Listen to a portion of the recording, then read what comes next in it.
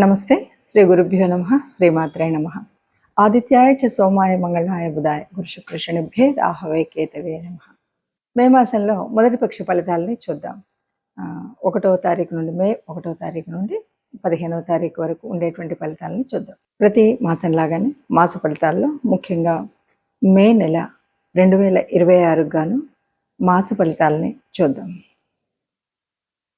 ఈ మాస ఫలితాల్లో అసలు ముందుగా గ్రహస్థితి ఎలా ఉంది, మే నెలకు ఉండేటువంటి ప్రత్యేకత ఏంటి అని ఆలోచిస్తే కనుక మే నెలలో ముఖ్యంగా మే నెల ఎప్పుడు ప్రారంభమవుతుంది అంటే ఈసారి వైశాఖ పౌర్ణమి నుండి జ్యేష్ఠ పౌర్ణమి మధ్యలో ఉండేటువంటి కాలం మే నెలగా వస్తుంది.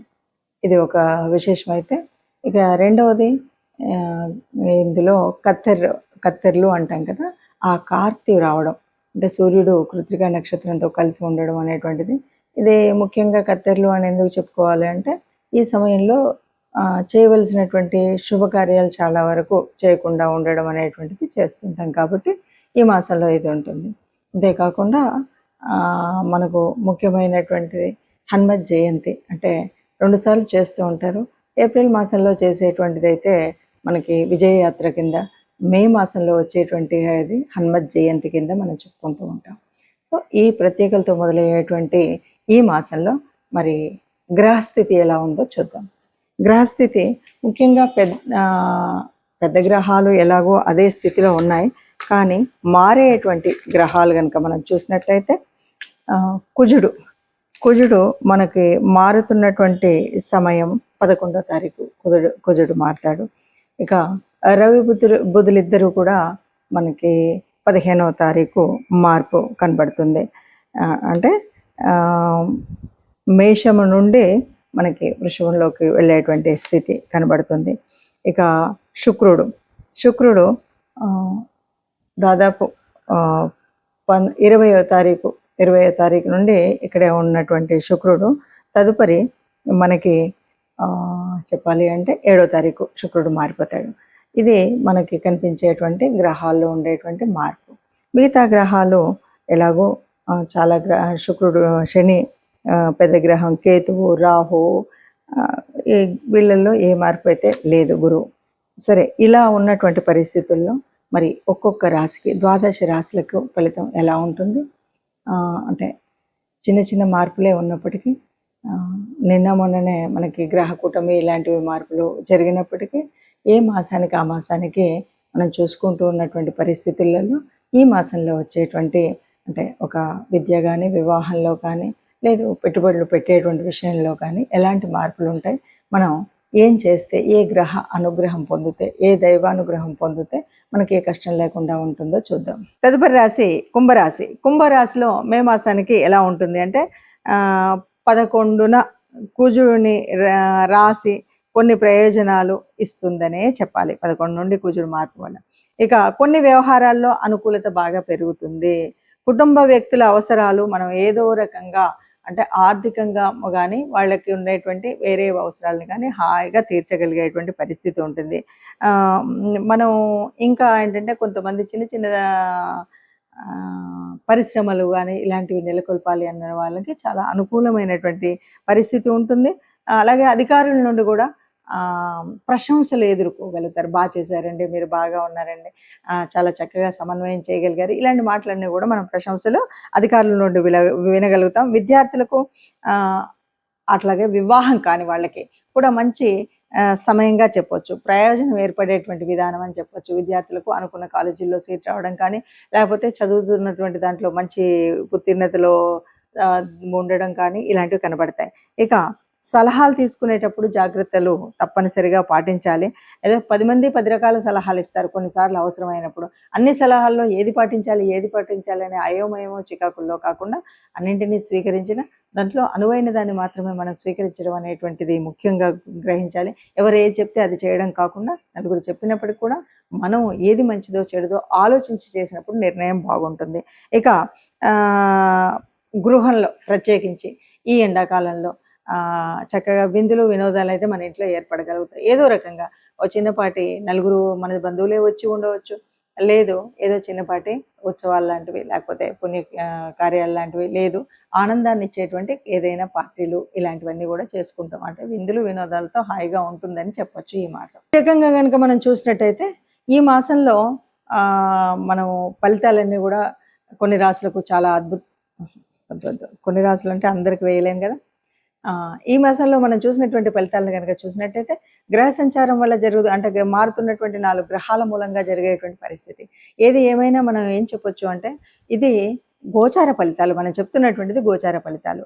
జన్మజాతకంలో ఉండేటువంటి దానికి గోచార ఫలితానికి తేడా ఉంటుంది తప్పనిసరిగా. ఎందుకంటే జన్మకుండల్లో మనకు అప్పటికే ఉన్నటువంటి నడుస్తున్నటువంటి దశ అంతర్దశలు ఎలా ఉన్నాయి, ఇప్పుడు ఉన్నటువంటి పరిస్థితి ఏంటి అనేది తెలియచ్చు. ఇది కేవలం గోచారం. గోచారం అంటే కోటాను కోట్ల మందిలో కొంతమందికి మాత్రమే, అంటే ఒక 30% ఆఫ్ ద పీపుల్కి ఇది కరెక్ట్గా ఎగ్జాక్ట్గా కరెక్టే ఉంది అనిపిస్తుంది. ఇక మిగతాది ఎందుకంటే మన జన్మకుండల్లో ఉన్నటువంటి గ్రహాలను బట్టి ఉంటుంది. ఇది ఒకటి ముందుగా మనం గ్రహించాలి. ఇక రెండవది, ఇప్పుడున్నటువంటి పరిస్థితుల్లో ముఖ్యంగా ఈ మాసంలో మనకి ఏ గోచార ఫలితం ఎంత అంటే మనం అనుకున్నటువంటి పరిస్థితుల్లో ముందుకు వెళ్ళనివ్వట్లేదన్నా, అనుకున్నది ఇంకా బాగా జరగాలన్నా తప్పనిసరిగా దైవానుగ్రహం కావాలి, గ్రహం కావాలి. అయితే ఈ మాసంలో మనకి హనుమత్ జయంతి ఉంది కాబట్టి ఈ మాసం అంతా కూడా రాముణ్ణి పూజించడం కానీ, హనుమంతుడిని ప్రార్థించడం కానీ, ఎందుకంటే హనుమంతుడిని హనుమత్ చాలీస చదవడం కానీ ఇలాంటివి కనుక చేసినట్టయితే తప్పకుండా రాముల వారి కృప ఉంటుంది అని చెప్పొచ్చు. ఇంకా ముఖ్యంగా ఏదైనా సరే కీడు చెడు ఇలాంటివి జరుగుతున్నాయి అన్న టైంలో మనం తప్పనిసరిగా హనుమత్ ఆలయానికి వెళ్ళడం అనేటువంటిది ముఖ్యమైనది. కాబట్టి మనం ఇచ్చేసి వీలైన వాళ్ళు మనం నవగ్రహాల దగ్గరికి వెళ్ళడము, లేదు అదే కాలేదు అంటే ఏదైనా మీకు తోచిన దాన ధర్మాలు చేసినట్టయితే, ఇవేవి నాకు తెలియదు ఏ గ్రహం వల్ల ఏది అని అనుకున్నట్టయితే, అలా కూడా కాలేదు అనుకుంటే తప్పనిసరిగా మీరు ఏదైనా గోశాలకు వెళ్ళి గోమాతకి మనం కనుక గ్రాసం ఇచ్చినట్టయితే తప్పనిసరిగా ఇప్పుడు ఏవైతే అననుకూలంగా ఉన్నాయి అనుకున్నామో ఇవన్నీ కూడా అనుకూలంగా ఉండేటువంటి స్థితి మనకు వస్తుంది. అందరూ హాయిగా ఆనందంగా ఉంటారు. ఇవి పెద్దగా భయపెట్టేటువంటి పరిస్థితి ఏం కాదు. మాసంలో చిన్న చిన్న మార్పులు జరుగుతాయి. ఆ చిన్న చిన్న వ్యత్యాసాలు కనబడుతూనే ఉంటాయి. మనం పట్టించుకున్నట్టయితే అంతగా ఉండదు. ఆత్మ నిగ్రహం ఉండాలి. అట్లాగే ఆత్మబలంతో సాగితే ఎంతటి మొండి పనైనా మనం పూర్తి చేసుకోగలుగుతామని తెలియజేస్తూ, మనకి మే మాసంలో వచ్చేటువంటి పండగ ముఖ్యమైనటువంటిది, అందరికీ ఇష్టమైనటువంటిది, ముఖ్యంగా యువతకి చాలా ఇష్టమైనటువంటి పండగ హనుమత్ జయంతి వస్తుంది. చాలామంది అడుగుతూ ఉంటారు, హనుమత్ జయంతి మొన్ననే కదండి చేసుకున్నాము, మళ్ళీ ఇప్పుడు ఏంటి అని. ఇక్కడ మనకు కనిపించేటువంటిది ఏంటి అంటే ఒక ఉత్సవం. మొట్టమొదటిగా వచ్చేటువంటి దాన్ని హనుమత్ విజయ యాత్రగా చెప్పుకుంటాం. రెండవది హనుమత్ జయంతి. హనుమంతుడు పుట్టడము అంటే ఈ లోకాలన్నింటినీ కాపాడడం అనే చెప్పాలి. హనుమత్ జయంతిని మనం అంత విజయోత్సవంగా విజయయాత్రలు చేసుకుంటూ చక్కగా ఎటు చూసినా కూడా కాషాయ వర్ణాలతో హనుమత్ ధ్వజాలతో అందరూ కూడా ఆనందంగా ఎందుకు తిరుగుతారంటే, ఆనాడు రామాయణ కాలం నాడు మరి రాముడి జయానికి మూల కారణమైనటువంటి వాడు. అలాగే ఇప్పటికీ అప్పటికి ఎప్పటికి కూడా ఒక తేజస్సు కానీ, ఒక చైతన్యం అంటే ఎలా ఉండాలి, ఒక దాసతత్వం అంటే ఎలా ఉండాలి, ఒక స్నేహం అంటే ఎలా ఉండాలి, విజ్ఞానంలో నవవ్యాకరణం తెలిసినటువంటి వాడు అంటే ఎలా ఉండాలి, ఒక కార్యశూరత్వంలో ఎలాంటి స్థితి ప్రజ్ఞత ఉండాలి, కార్యాన్ని సాధించుకురావడంలో ఎలా ఉండాలి, ఇవన్నీ మనకు చెప్పేటువంటి వారు హనుమంతుల వారు. అందువల్ల హనుమత్ జయంతి మనందరికీ కూడా ఎప్పటికీ చైతన్యాన్ని అందించేటువంటిది. ఒక పనిని నిర్విఘ్నంగా పూర్తి చేయగలిగే శక్తి సామర్థ్యాలు కావాలి అంటే హనుమత్ జయంతిలో మనము ఆ రోజు హనుమంతుడిని ప్రార్థించడం, పూజించడం, హనుమాన్ చాలీసా చదవడం, మరి దండకాన్ని చదువుతామా, లేదు సింధూరాన్ని వేయిస్తామా, వడమాల వేయిస్తామా, ఇవి ఏమున్నా సరే ఇవన్నీ కూడా మన పూజా విధానంలో ఒక భాగమే అనుకుంటాం. హనుమత్ దేవాలయాల దగ్గరికి వెళ్ళి చక్కగా మన వాహనాలని ఏ రకమైన ఇబ్బందులు రావద్దని పూజించుకోవడం, మనం అక్కడికి వెళ్ళి నాకు ఏ రకమైనటువంటి దుష్ట పీడలు ఇలాంటివి ఏవి నా శరీరానికి రాకూడదని దైవ అనుగ్రహం పొందడం, ఇవన్నీ ఒక ఎత్తు. ఇవి కాకుండా మనం హనుమంతుడి నుండి నేర్చుకోవాల్సినటువంటిది ఏమిటి అంటే, ఎంతటి వాడైనా సరే ఎక్కడ ఎదగాలో ఎక్కడ ఒదగాలో ఇది తెలిసినటువంటి వాడు హనుమంతుడు.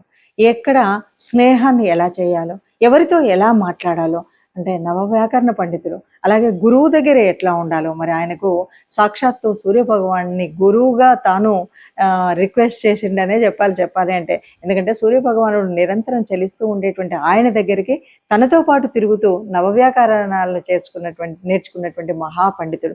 కాబట్టి విద్యార్థి లోకానికి ఎప్పటికి కూడా మనం ఏదైనా జ్ఞానం నేర్చుకోవాలంటే ఎలా ఉండాలి, ఎంత నిరంతర ప్రయత్నం ఎలా ఉండాలి, ఇవన్నీ విషయాలు చెప్పేటువంటిది అది.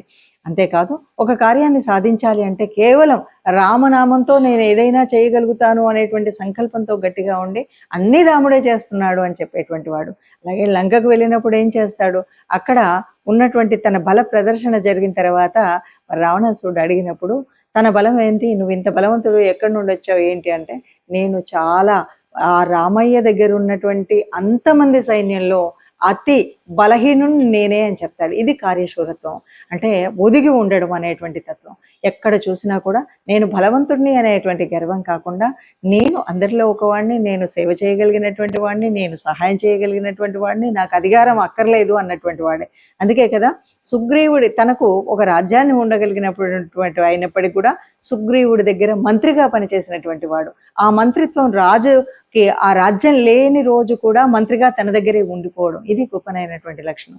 అలాగే ఏ కార్యం చేయాలన్నా అంటే లంకాన్వేషణలో సీతాన్వేషణలో లంకకు వెళ్ళేటప్పుడు ఎన్నో అడ్డంకులు ఉన్నాయి. ఎక్కడికక్కడ ఎదిగినప్పుడు ఎదిగాడు, ఒదిగినప్పుడు ఒదిగాడు.